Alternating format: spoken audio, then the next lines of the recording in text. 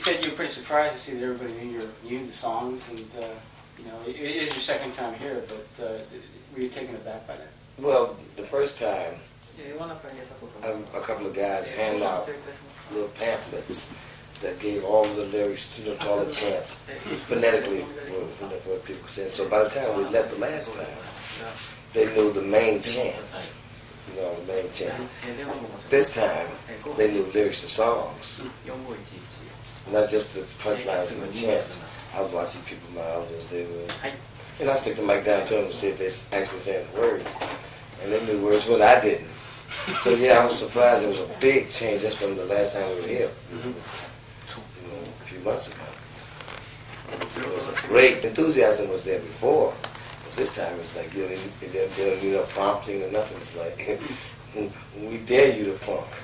They're ready. It was the easiest show we ever done.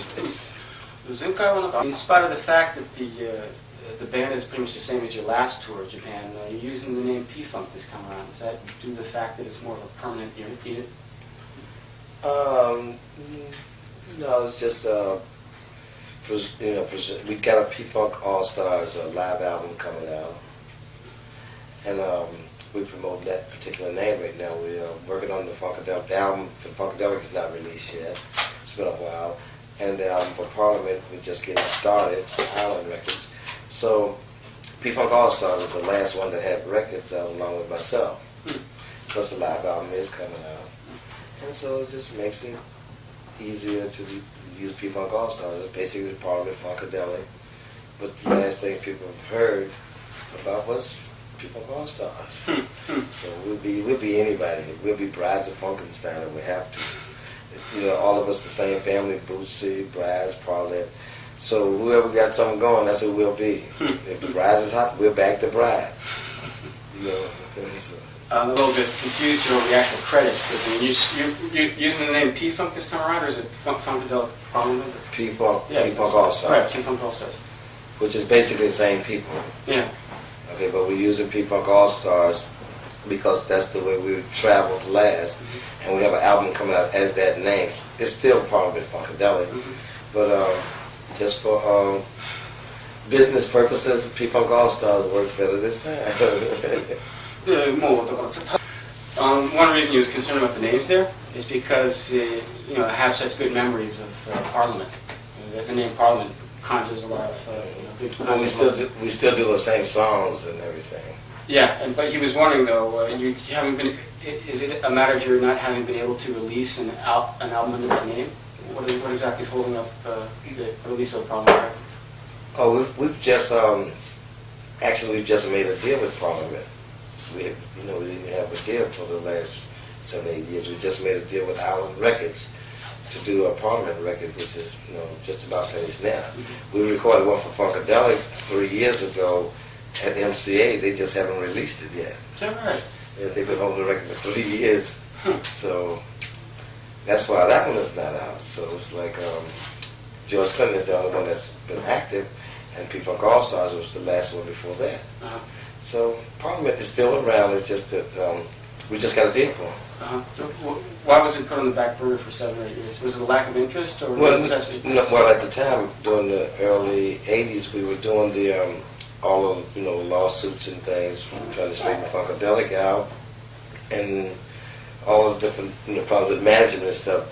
That we didn't even, we just said, well, we'll just finish that up, clean house first before we even try to do a deal with Parliament. We didn't even try to do a deal with Parliament until this past year. We used my name, through Capitol since like '83 or '4, and we worked under that and P-Funk All-Stars until we could get all of the Parliament, house clean and done. And it's that's been pretty much done.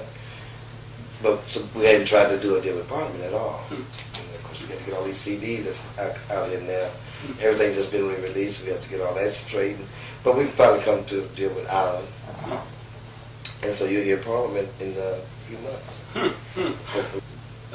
For legal reasons, Parliament and Funkadelic were sort of put on hold there from the 80s.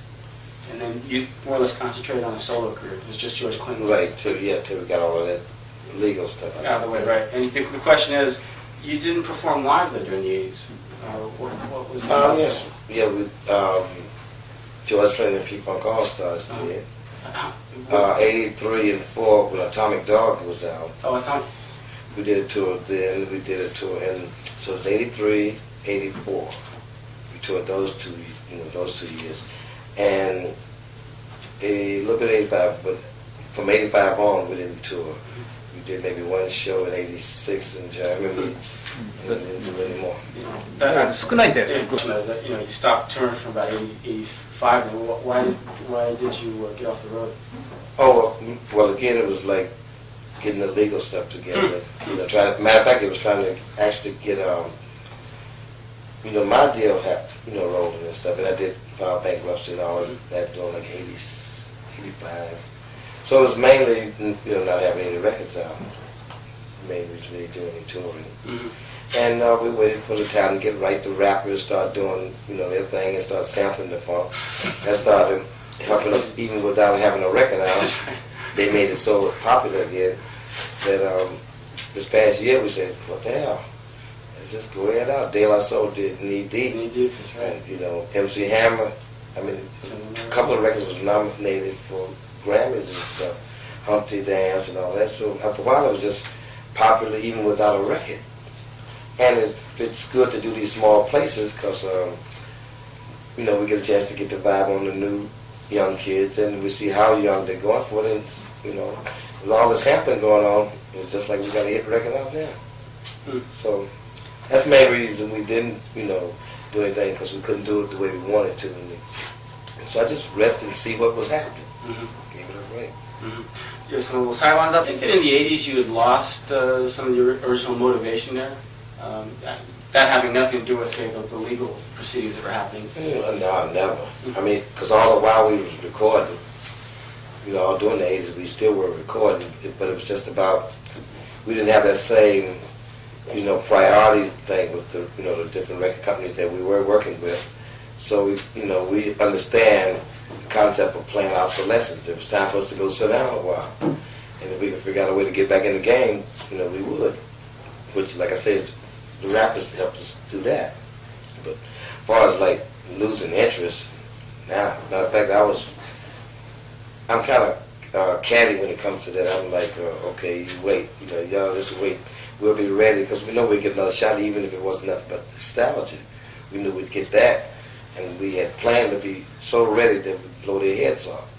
And when the press came along and gave us that shot, that's what we've been trying to do for the last couple of years. And I think the band is harder now than they were, as far as playing, than we were when we had the other shit.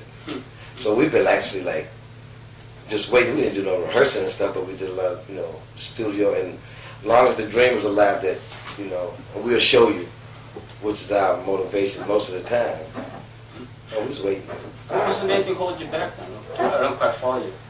I'm trying to get a deal actually for myself. When we from Capitol, when we left Capitol around 87, then we found out how hard it was to get a deal for Funkadelic or myself. Because I haven't been a deal, period. So it wasn't like we could just walk in on, no more and just get deals. We found that out. Do you think you've been spoiled by Neil Bogart at Castle? Yeah. And the fact that we dominated the radio. But we knew that it was coming sooner or later, Matter of fact, that's what the album Glory Hello Stupid was about. We were saying, damn, we still going, we supposed to be somewhere sitting down by then. But it lasted through One Nation because of the different names. Parliament had taken it to 78 or 9. Then all of a sudden One Nation hit and then Knee Deep hit. We had to go a little longer than, the normal groups would have had to go. But when it came, we was ready because we had to go get the house cleaning. And, we was definitely spoiled by the time we tried to get a deal. After Atomic Dog, we figured, it's still that easy because the first, album we did since we left the other company was a smash again. So we still thought we were big shit. But immediately after that, and even doing that, even though the record Atomic Dog was big, we still caught hell getting that, that Neil Bogart backing. And that's when we had the realization that that wasn't happening no more. That we had to do it, like from scratch. And that was a good challenge because, That's our best. We do our best performance. You said you were pretty surprised to see that everybody knew the songs, and it is your second time here, but were you taken aback by that? Well, the first time, a couple of guys handed out, "We dare you to funk." They were ready to really. It was the easiest show we ever done.